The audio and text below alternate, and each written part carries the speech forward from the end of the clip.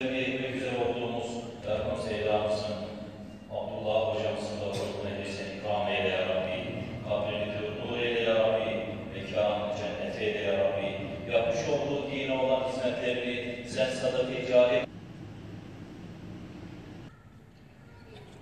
Allahu Ekber.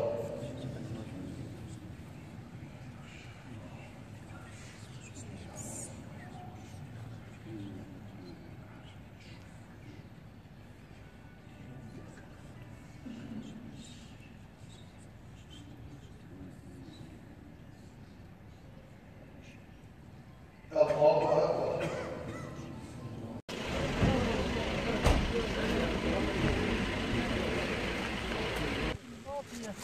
وآخر ما جئت من منازل الدنيا الفانية الآن قد ينزل عليك ملكان مقربان من ملائكة الرحمن فلا تخف منهما ولا تحزن عنهما فإنهما من منازل الرحمن سائلان عنك قائلان لك من ربك ولم يجد الله razı olsun.